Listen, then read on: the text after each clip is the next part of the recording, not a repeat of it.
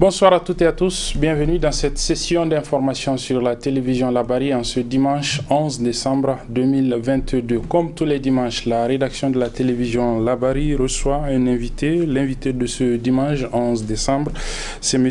Insa Garba, il est le rapporteur général de la Commission nationale des droits humains. Monsieur le rapporteur, bonsoir. Merci d'avoir accepté l'invitation de la télévision de Labari pour parler, bien évidemment, comme vous l'imaginez, chers téléspectateurs, de la célébration hier du 74e anniversaire de la Déclaration universelle des droits de l'homme. Nous allons revenir à vous dans quelques instants.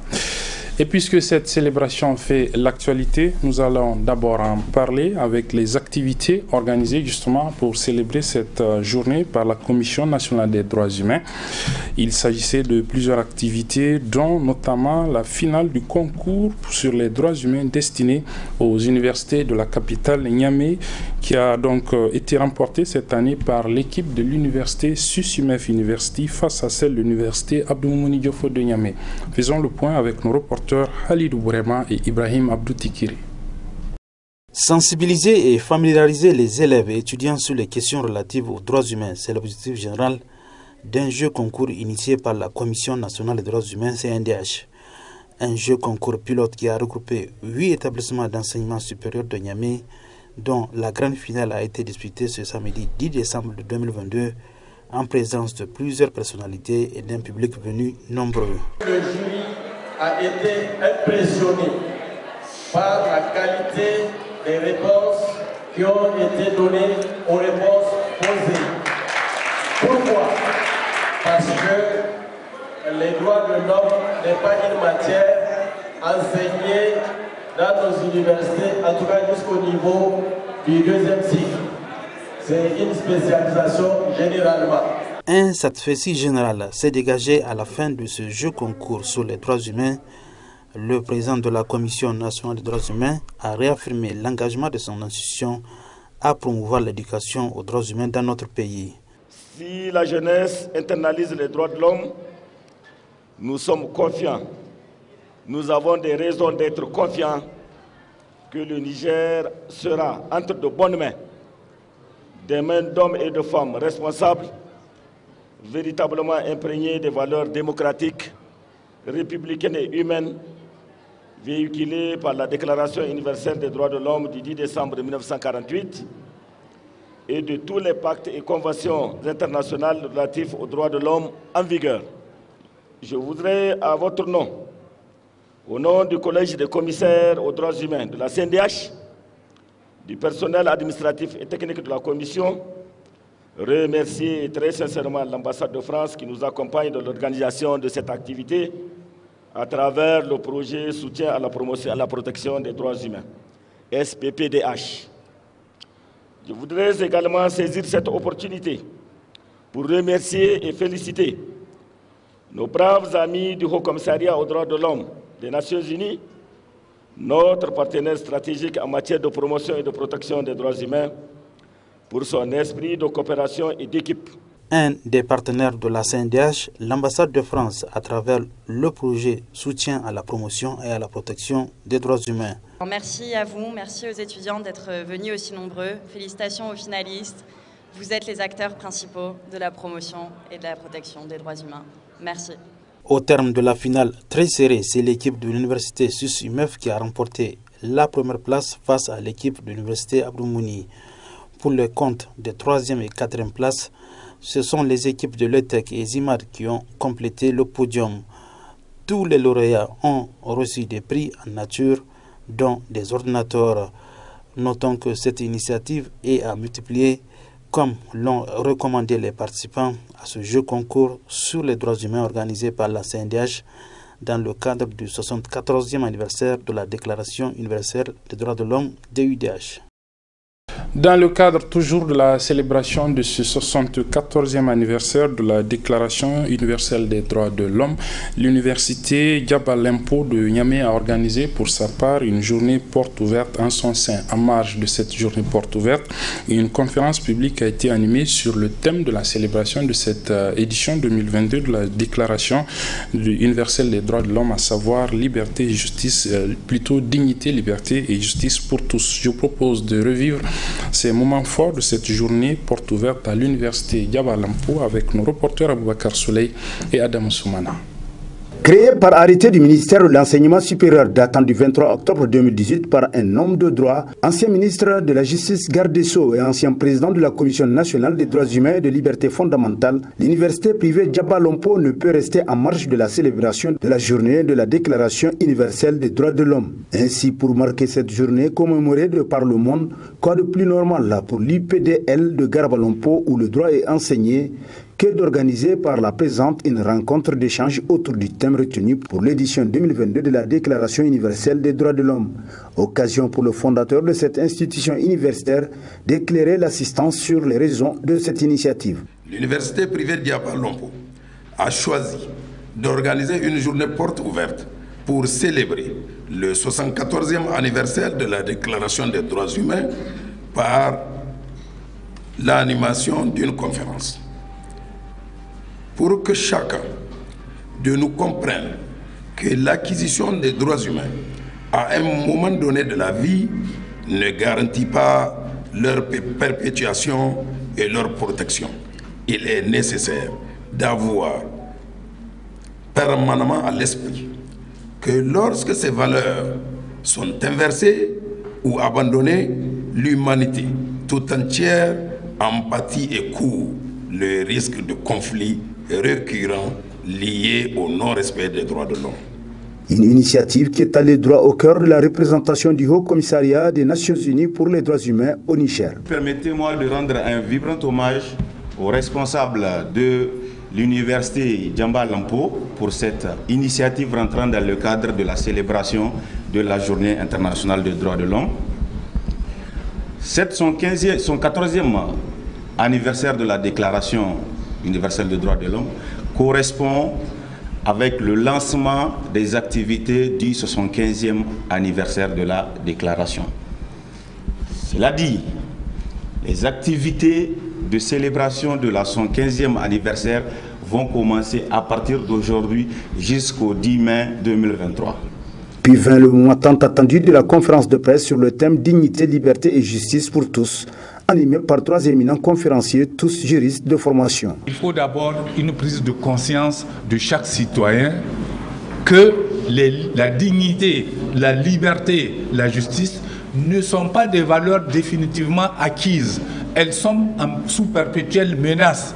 Et il faut donc que chacun surveille à titre individuel, surveille à titre collectif, surveille au titre de l'autorité dont il est investi pour que nous puissions continuer à vivre dignement, nous puissions continuer à vivre dans la jouissance de certaines libertés et dans la justice. Vraiment, en cette journée, appropriez-vous les thématiques. Soyez l'égal de n'importe quel homme dehors. Je dis n'importe quel homme. Il est professeur, je suis à côté, il parle de femmes. Et je me sens à l'aise. Mais dedans, soyez les femmes de notre culture. On ne se dépossède pas de sa culture. Or, quand ces thématiques, nous nous engouffrons dedans, nous y laissons de nos traditions. Sachant faire la part des choses entre les combats nobles et les combats utiles et entre ce qui nous dépossède de notre valeur, de nos valeurs intrinsèques et culturelles. Déjà, dans le préambule de la Constitution, au niveau de son 2e alinéa, il est clairement posé ce principe. Nous, peuple nigérien, je cite l'alinéa, nous, peuple nigérien souverain, résolus à bâtir un état de droit garantissant d'une part l'exercice des droits collectifs et individuels, la liberté, la justice, la dignité, l'égalité, la sûreté et le bien-être comme valeur fondamentale de notre société. La pertinence du thème a conduit à des réactions de l'assistance, qui pour des contributions, qui pour des questions d'éclaircissement. En marge de cette conférence, le fondateur de l'université privée Diaba-Lampo a reçu un cadeau symbolique de la représentation du Haut Commissariat des Nations Unies pour les droits humains au Niger. Une visite guidée des locaux de l'UPDL et des activités récréatives pour les étudiants ont mis fin à cette journée. Un mot de politique avec cette rencontre organisée ce matin au siège national du Rassemblement national africain RANA. C'est le parti politique du docteur Hamidou Mamadou Abdou. Une rencontre d'échange avec les responsables régionaux de la formation politique. Le point avec nos reporters Chebou Guisso et Hassan Saleh Mustafa. Regarder dans le rétroviseur et repenser à une nouvelle stratégie afin de redynamiser les actions du parti Rassemblement national africain RANA, c'est la principale motivation de cette rencontre qui a regroupé les responsables du parti venus de toutes les 8 régions du Niger autour du président du parti RANA. Notre objectif, c'est que toutes les bonnes volontés, les Nigériennes et les Nigériens qui veulent aider ce pays à s'en sortir, qui veulent aider le pays à sortir de la pauvreté, et trouvent leur place dans ce rassemblement. Donc le volet mobilisation est très important pour nous. Le deuxième, c'est vraiment la mise en place justement des comités de base. Donc ce sont ces structures au niveau villageois. Comme vous savez, notre parti est un parti jeune. Alors on continue ce travail de consolidation du travail qui a été fait. Et troisième volet, c'est nos textes. Avec la sortie d'élections générales, nous avons de l'expérience pour regarder nos textes et voir comment on peut les améliorer pour aller justement vers cette démocratie qu'on veut. Le dernier volet qui est le nerf de la guerre, c'est le financement. Donc, continuer à travailler sur la mobilisation des ressources, trouver le financement par nous-mêmes. Donc, il y a une sous-commission qui a été faite, justement financement pour la mobilisation des ressources financières parce que nous en avons besoin. Et du financement honnête, qui n'est pas du détournement des fonds publics, qui n'est pas de l'enrichissement illicite. Et je profite de l'occasion pour dire aux Nigériennes et aux Nigériens, malgré le silence que peut-être certains ont constaté, mais Rana est très là, très présent, et Rana continue dans sa voie, dans la vision qu'elle a pour le Niger, et faire du Niger un pays prospère dans une Afrique forte. Cette réunion vaut tout son pesant d'or pour ce jeune parti présent sur l'ensemble du territoire national. Pour les participants à cette rencontre, l'idée de ce cadre ainsi créé est géniale. L'objectif de la réunion, c'est échanger entre les participants, d'abord sur les différentes stratégies entamées, notamment tous les travaux de commission qui sont passés pendant presque un an, échanger par rapport à l'expérience, n'est-ce pas, des élections, qu'est-ce qui était ressorti de bon, où est-ce qu'il y a des insuffisances, comment faire pour redresser, n'est-ce pas, les participants, chacun aura donc se prononcer et ensemble on trouvera, n'est-ce pas, une ligne de conduite qui permettra de faire grandir le parti. Ça fait presque une année, il n'y a pas d'activité pour le parti, mais en fait on a mis en place des commissions pour travailler sur de nouvelles stratégies. On a pris beaucoup d'aspects sur lesquels des comités sont en train de travailler pour vraiment voir de nouvelles stratégies pour implémenter davantage le parti au Niger. Donc sur le plan particulier, quand on prend le cas de Difa, bon, vous savez que la région est enclin à beaucoup de difficultés, que ce soit sur le plan sécuritaire, vous avez des inondations un peu partout, il y a la question de la gestion des réfugiés et tout ça. Donc il y a tellement d'aspects qui font qu'aujourd'hui un parti politique à Difa, c'est vraiment pas quelque chose de facile, mais Rana fait de son mieux pour que le parti puisse s'implémenter davantage dans ces régions-là et surtout toucher les couches les plus vulnérables. C'est vraiment la vision du parti, quoi. C'est de faire en sorte que Rana puisse rayonner encore plus. Que ce soit à Difa, que ce soit à Zender, Maradi, partout au Niger et vraiment sur le plan aussi extérieur, que le parti soit connu de manière à ce que aux élections prochaines, on puisse avoir un résultat vraiment très très satisfaisant. Le parti Rana qui affûte son couteau pour le processus électoral à venir au Niger a déjà participé à toutes les échéances électorales de 2020-2021, des élections municipales à la présidentielle premier tour, avant de soutenir la candidature du président du RDR, Tchangi Mohamed Ousmane, au second tour de la présidentielle. La semaine prochaine, exactement du 13 au 15 décembre, va se tenir au niveau des États-Unis d'Amérique, à Washington, notamment le sommet États-Unis-Afrique. C'est un sommet qui réunit les dirigeants africains et le président des États-Unis d'Amérique. Une rencontre donc à laquelle le Niger va être représenté au plus haut sommet par le chef de l'État Mohamed Bazoum. De façon beaucoup plus globale, quelle attente faudrait-il, donc quelles sont les attentes des acteurs de la société civile par rapport à ce sommet États-Unis-Afrique, où il sera donc question de la coopération entre les États-Unis d'Amérique et le continent africain. Je propose à cet effet de suivre l'analyse que fait le responsable du réseau Espérance, M. Maman Bachar. Oui, bon, en ce qui concerne les normes sociales et culturelles, je pense que les États-Unis doivent avoir une lecture tout à fait positive et, j'allais dire, inclusive. Donc de la perception que les populations africaines ont vis-à-vis de certaines questions comme celles que vous venez d'évoquer. Nous avons des valeurs socio-culturelles indéniables que tout le monde connaît et que tout le monde respecte. Il n'appartient pas aux États-Unis de vouloir ou de pouvoir susciter en nous justement une acceptation des contre-valeurs qui, disons, aux yeux de l'écrasante majorité des pays africains ne constituent pas des valeurs positives et constituent des dépravations de mœurs qui vont déséquilibrer notre système social et qui de toutes les façons ne peuvent pas être compris par l'essentiel donc des masses populaires ici en Afrique. Donc de ce point de vue-là, j'invite donc le pouvoir américain, notamment le président Biden, à regarder cette question-là avec célérité et avec la rigueur requise pour qu'il ne s'aventure pas justement dans cette approche-là visant à penser que ce qui était valable pour les États-Unis ou pour l'Europe serait valable pour l'Afrique.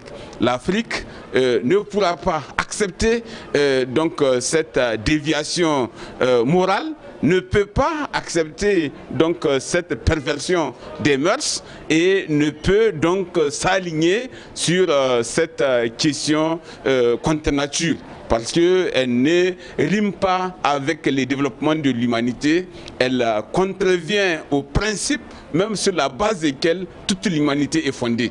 Donc de ce point de vue-là, je pense que les chefs d'État qui seront là-bas et les chefs de gouvernement qui seront invités donc, à la Maison-Blanche doivent avoir leur courage de pouvoir dire le ressenti de leur population et non faire semblant d'accepter quelque chose qu'ils savent d'office serait rejeté par les populations, par les forces vives donc des différents pays africains.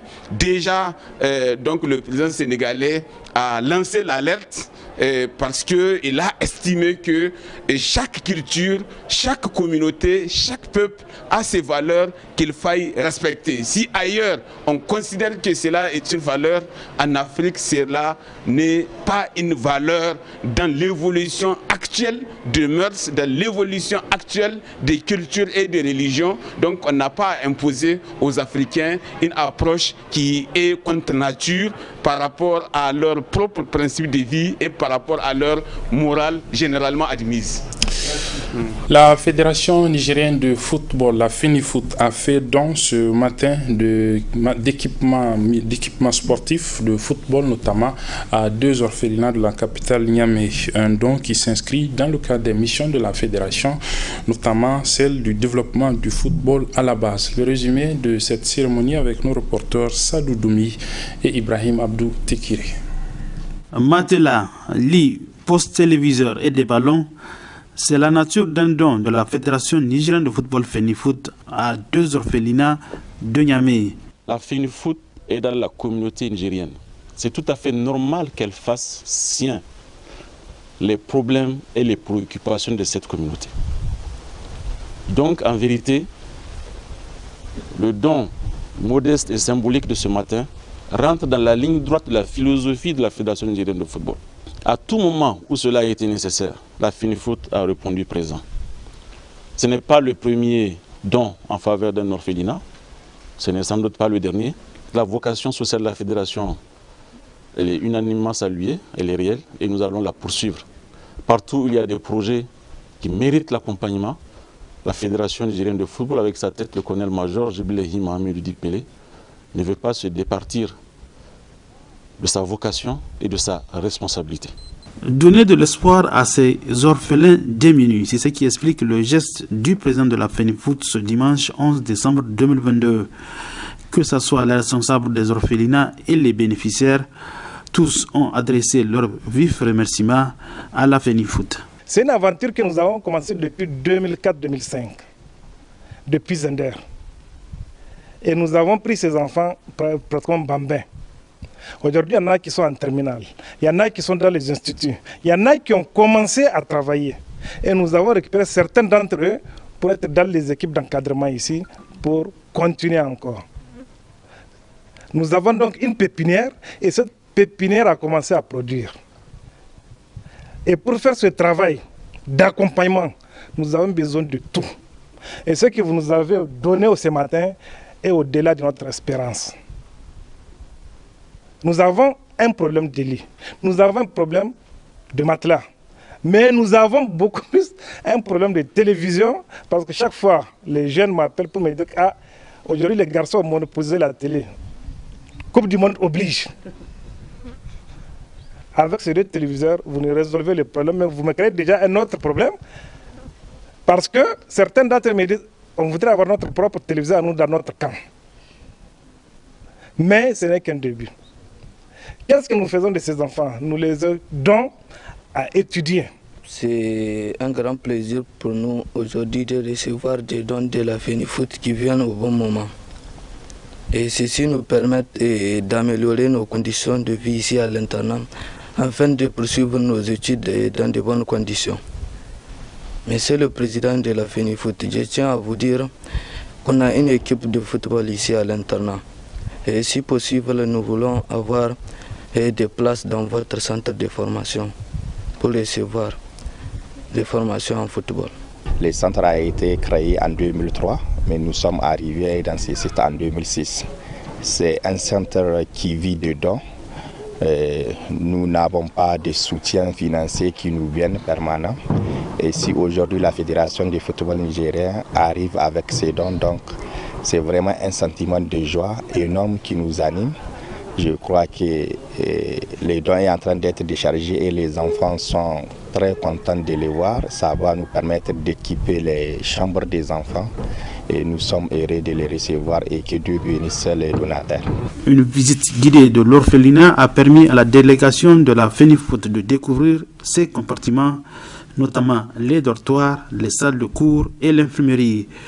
Une photo de famille a clôturé ce don de la FENIFOOT à ces deux orphelinats de la capitale. Nous en venons donc à notre invité du dimanche, comme je l'annonçais. Il s'agit de M. Insa Garba. Il est rapporteur général de la Commission nationale des droits humains. Monsieur le rapporteur, à nouveau, bonsoir et merci d'accepter donc de répondre aux questions de la télévision Labari ce soir, à l'occasion, comme je le disais, de la célébration du 74e anniversaire de la Déclaration universelle des droits de l'homme à Paris. C'était en 1948. Alors, le thème de cette année, c'est dignité, liberté et justice pour tous. Avant peut-être de dire la signification ou peut-être la portée de ce thème pour des pays comme le Niger, puisqu'on parle de droits humains, aujourd'hui, vous, en tant que responsable au niveau de cet organe, on va dire de cette instance qui a en charge donc la promotion et la défense des droits humains, quelle est la situation aujourd'hui des droits de l'homme dans notre pays, le Niger? Merci Razak, bonsoir aux téléspectateurs. Permettez-moi, au nom du collège de commissaires, de vous remercier infiniment pour nous avoir donné l'opportunité aujourd'hui de nous adresser aux téléspectateurs de votre groupe de presse. Je voudrais également remercier l'ensemble des personnes techniques qui vous accompagnent. Vous l'avez dit, notre pays, on peut se dire que ça va dans l'ensemble. La station de droits humains, ça va dans l'ensemble. Pourquoi je l'ai dit? Parce que vous savez, on juge d'abord la situation de droits humains d'abord par rapport à certains éléments. L'un des premiers éléments qu'on peut mettre dans la balance, c'est le cadre juridique.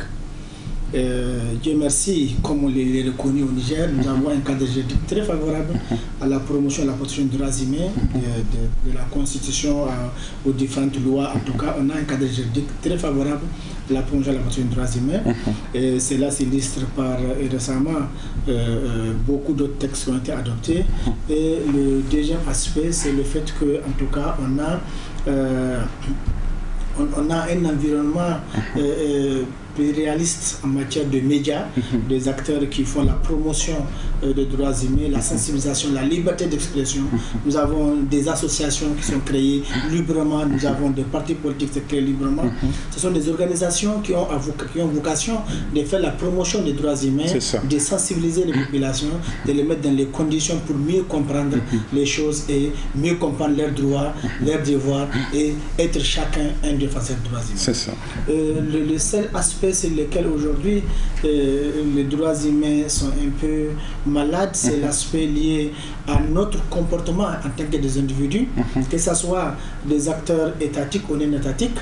Aujourd'hui, vous êtes d'accord avec moi que au moment où nous parlions ici, à côté, tout près, autour de Niamey, il y a des gens qui sont en insécurité, qui ne se sentent pas en liberté. Il y a des violations liées à des pertes en vie humaine.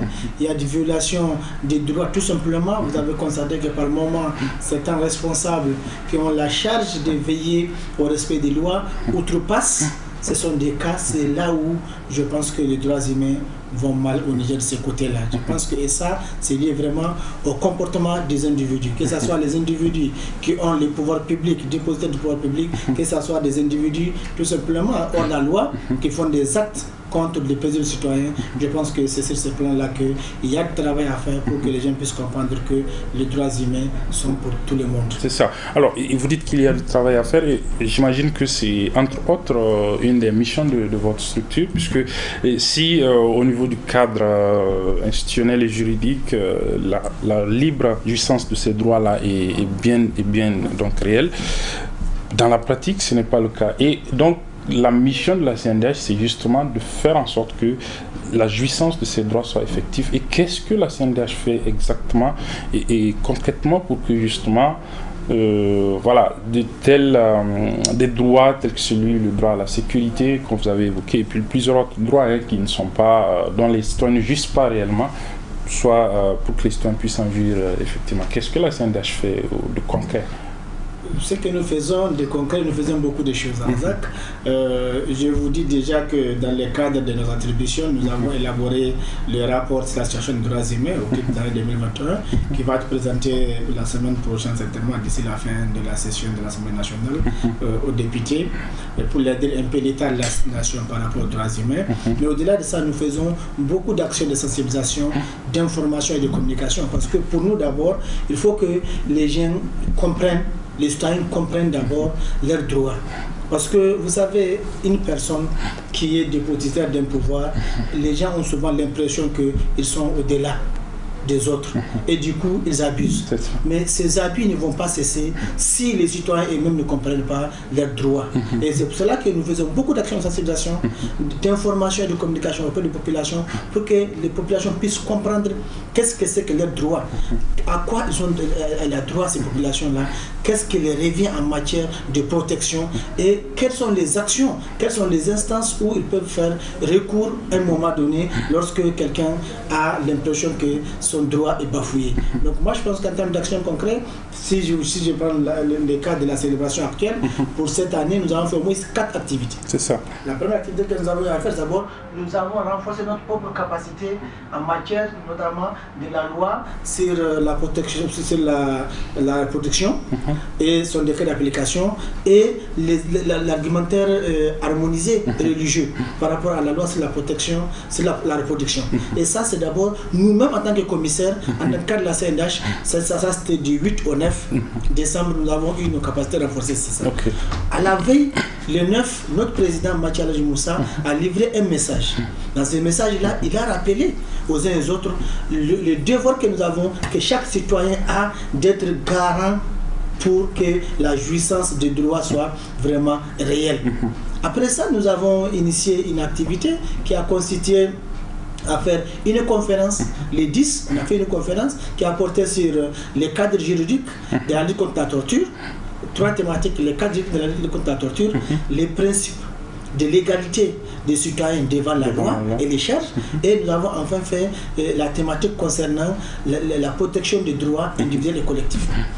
Dans la journée, dans la même journée encore, nous avons déjà, depuis une semaine déjà, nous sommes en train de faire un jeu à travers une journée qu'on appelait journée universitaire dédiée aux droits humains, qui a consisté à mettre en compétition 8 universités de la capitale. On a suivi ça tout de suite dans l'élément. Oui. Voilà. Et cette activité-là avait pour vocation d'inviter tout un juin, d'inviter les jeunes à faire des recherches. C'est leur droit, parce qu'il faudrait que nous connaissions nos droits nous-mêmes pour qu'on puisse vraiment veiller à leur protection. Donc voilà en termes d'action que nous faisons. Et jusqu'ici, ce n'est pas fini. Nous avons une autre activité qui est prévue dans les jours à venir avec un autre partenaire que nous comptons faire. Tout ça là, l'objectif, c'est vraiment sensibiliser au maximum les individus pour que chacun puisse savoir c'est quoi son droit, c'est quoi son devoir et comment faire lorsque son droit est menacé. Où est-ce qu'il peut faire recours? Tout ça là sont des actions que nous menons à longueur de journée. Alors, toutes ces actions, vous les menez, mais c'est quoi? Quel est le retour que vous avez? Est-ce que vous avez l'impression que le citoyen nigérien aujourd'hui est suffisamment conscient de ses droits, qu'il peut les réclamer quand il est face à des pouvoirs publics, vous l'avez évoqué, parfois qui en abusent? Si je prends seulement le cas du droit, parce que c'est depuis quelques années que le débat est posé, le droit de manifestation qui est régulièrement bafoué. Est-ce que vous avez l'impression que vos actions de sensibilisation pour que les citoyens puissent vraiment savoir et maîtriser leurs droits pour pouvoir les réclamer face à un pouvoir public qui n'est pas tout le temps dans les prédispositions de laisser le citoyen jouir effectivement de ces droits-là? Oui, vous savez, je vais vous donner tout simplement un cas. Il y a pas cela une semaine, nous avons été informés qu'il y a un jeune homme d'après une vingtaine d'années qui serait torturé par des personnes très proches d'elle, et que ce jeune homme-là, on l'avait trouvé enchaîné. Ici à Niamey, nous nous sommes déportés avec l'appui de la police, nous avons pu délivrer ces jeunes hommes-là, de ces chaînes-là, et ça c'est une réalité. C'est du concret. Donc c'est pour vous dire que les gens, et c'est d'autres personnes qui sont venues dénoncer. Ça veut dire qu'au moins les gens apprennent, et même lui, les jeunes hommes, quand il disait à ses parents que les gens des droits de l'homme, comme il le disait, les gens des droits de l'homme vont venir, bon, les gens n'y croyaient pas. Et on a été à mesure quand même de mettre fin à cette violation des droits. C'est pour vous dire que la sensibilisation apporte, mais seulement, vous savez, les pratiques, quand des choses deviennent des pratiques, ce n'est pas facile d'y mettre fin. Et du coup, ce n'est pas facile. Et nous avons toujours dit, par exemple, par rapport à la manifestation sur les voies publiques, nous avons initié, et avec la société civile, la réforme de la loi. Et nous sommes à pied d'œuvre pour faire en sorte que cette loi-là soit modifiée pour qu'elle puisse tenir compte de cette réalité. Parce qu'en réalité, c'est quoi? C'est dans la rédaction de la loi que souvent, on a laissé des expressions qui permettent aux hommes, à ceux qui sont dépositaires des pouvoirs publics, d'exagérer. Parce que lorsqu'on dit un mot, quand on ne définit pas réellement le sens de ces mots, et du coup ça permet aux gens, parce que par exemple on vous dit simplement trouble à l'ordre public. C'est quoi la trouble à l'ordre public? Et c'est ça souvent les magistrats qui sont chargés de juger lorsqu'il y a référé, souvent ils vous disent non, qu'eux ils ne savent pas, ils ne peuvent pas définir c'est trouble à l'ordre public. Du coup, si le maire de la ville de Niamey estime que telle chose peut être considérée comme étant trouble à l'ordre public, et du coup ça reste tel. Et nous avons quand même travaillé, la CNDH a travaillé, on avait d'abord recruté à travers le soutien d'un partenaire, on a recruté un consultant, un acteur de la société civile, un ancien chercheur qui a fait des recherches sur la loi, et nous avons tenu à Dosso un atelier d'enrichissement de cette loi-là, et maintenant actuellement nous sommes à pied d'œuvre pour faire en sorte que cette loi-là puisse être acceptée par l'Assemblée comme étant une loi de la République, pour effectivement que la jouissance des droits, notamment la liberté de manifestation, soit vraiment une réalité dans notre pays. Alors on va parler d'un autre droit, le droit à la sécurité. Vous l'avez ébauché, vous l'avez également dit qu'aujourd'hui, tout aux alentours de Niamey, si on prend seulement cet exemple, il y a beaucoup de citoyens qui sont en insécurité. Pourtant, ils ont le droit à la sécurité, c'est un droit qui est consacré. Alors, sur cet aspect également, du fait de la situation d'insécurité, aujourd'hui, il y a beaucoup de jeunes qui ne peuvent pas jouir du droit, par exemple, à l'éducation, les écoles sont fermées. Et est-ce que sur ces questions aussi, la CNDH fait des actions, et quelles sont-elles?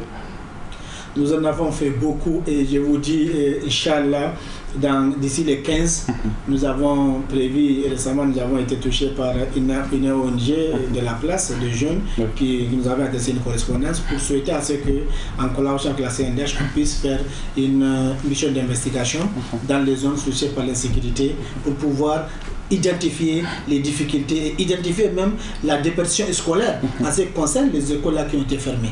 Donc cette action-là, elle viendra dans la semaine prochaine.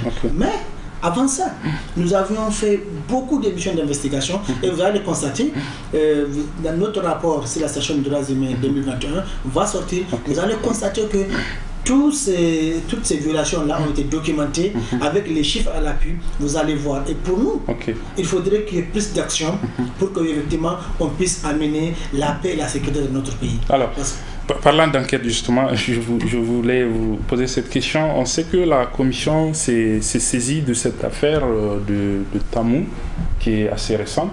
Où est-ce que vous en êtes par rapport à cette enquête? Cette enquête a beaucoup avancé, Razak. Je peux vous rassurer que les jours à venir, vous allez constater effectivement que ce rapport-là est fini. Nous avons dépêché une mission d'enquête qui a vraiment travaillé avec des techniciens.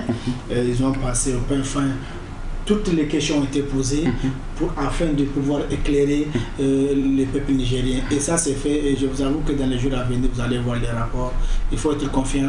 La Commission des droits humains a pour attribution effectivement de travailler à ce que la paix et la stabilité soient dans les pays, que la vérité soit connue de tous. Et ça, on a fait ça et je fais confiance à notre équipe. Vous allez le constater dans les jours à venir. Alors, autre question sur laquelle la CNDH était, c'est celle du capitaine Issa Amadou Kounté. La commission est allée à sa rencontre, elle a demandé qu'il soit évacué. Père son âme, il a rendu l'âme il n'y a pas longtemps. Est-ce qu'après son décès, qu'est-ce que la commission a fait? Puisque même si c'est vrai que la commission n'a pas de moyens, on va dire, contraignants, c'est juste des avis qu'ils avaient émis sur son cas et on l'a vu, tout le monde l'a déploré, qu'il ne soit pas finalement évacué et qu'il décède finalement. Quelle a été la suite que la commission a donnée à ce dossier après son décès? Je voudrais profiter de votre micro pour présenter encore au nom de l'ensemble des commissaires et des personnels techniques et administratifs de la CNDH nos condoléances les plus attristées à la famille du capitaine Issa et à toute la famille de l'armée nigérienne. Je pense que c'est déplorable, vous l'avez dit, mais pour nous, que ça ne tient, nous avons fait notre travail. La CNDH, nous sommes très fiers de ce que nous avons fait. Parce que la loi dit que lorsqu'il y a une violation des droits humains, lorsque nous les constatons, notre devoir c'est d'alerter qui des droits. Et conformément à cela, nous avons diligenté, lorsque nous avons été alertés par rapport à son cas, nous avons diligenté une mission d'enquête qui s'est rendue à Saint-Chevet, qui a constaté et qui a échangé avec tous les acteurs et qui a fait un rapport. Et nos conclusions étaient effectivement, comme vous l'avez dit, vous l'avez rappelé, nous avons demandé à ce qu'il soit amené dans un centre où il peut être traité parce qu'au Niger, il n'en est pas. C'est là, c'est notre attribution, nous l'avons fait. Maintenant, la suite qui a été réservée, vous l'avez constaté avec nous tous, la suite était vraiment un silence radio du côté des autorités qui sont chargées de donner suite à cette recommandation de la CNDH. Et pour la suite, nous traitons parce que avant même qu'il rende l'âme, nous avons encore rendu une autre visite lorsque nous avons été alertés parce que suite à notre recommandation, il a été quitté de la prison pour aller à l'hôpital La Mordée. Nous avons rendu visite aussi. On était sur les points également de réécrire encore pour demander encore l'évacuation lorsque ce qui est arrivé est arrivé. Je pense que c'est déplorable, mais c'est notre devoir de dire ce que le peuple doit savoir. Mais justement, qu'est-ce que ça fait de ne pas être écouté? Vous faites votre devoir, ceux qui doivent suivre ne donnent pas de suite. Qu'est-ce que ça vous fait? Est-ce que vous n'avez pas l'impression d'être là, pas pour grand-chose, on va dire? Bon, vous savez, nous sommes une institution. Lorsque dans un pays, les règles sont définies, chacun a son rôle. Vous jouez votre rôle, les restes à la société de juger. Nous estimons que nous avons fait notre rôle, notre mission. Maintenant, le peuple se rend compte que nous avons joué notre rôle. Maintenant, qui n'a pas joué son rôle, le peuple sait. Maintenant, moi je pense que c'est un problème qui ne date pas d'aujourd'hui. Il y a eu beaucoup de cas où la commission a fait des recommandations, mais qui n'ont pas connu des faits. Et c'est là, ce que cela me dit, ça veut dire qu'il faut penser, il faut changer, à revoir les textes. Parce que évidemment, ce sont les textes qui disent que la commission fait des recommandations. Bon, la personne à laquelle les recommandations sont faites, elle a le choix de les faire ou de ne pas les faire. Ça n'engage que sa responsabilité parce que ce sont des gens généralement qui détiennent les pouvoirs de la part du peuple. Et que le peuple là est là pour, au besoin, juger le jour où le peuple doit juger. Maintenant, que dira le peuple? En tout cas, nous pensons que nous avons fait notre travail, nous sommes fiers de l'avoir fait. Maintenant, le reste appartient au peuple de juger. Merci. Alors, pour terminer, je le disais, on va juste 2 mots sur le thème dignité, liberté et justice pour tous, avec un slogan donc pour cette année, tous debout pour les droits de l'homme. Qu'est-ce que vous pensez généralement de cette thématique et de ce slogan qui a été choisi pour célébrer ce 74e anniversaire? Lorsque la nouvelle équipe de la commission avait été installée en octobre 2021, nous nous sommes dit que nous avons un devoir. Notre devoir, c'est de faire en sorte que, avant la fin de notre mandat, que le maximum de Nigériens deviennent des défenseurs des droits de l'homme. Et donc pour nous, ce thème-là cadre parfaitement, ce slogan-là cadre parfaitement avec nos ambitions. Parce que je vous l'avais dit tout à l'heure, vous ne pouvez pas vouloir que la jouissance des droits humains soit réelle, que ça soit effective, tant que tous les citoyens ne sont pas défenseurs des droits humains.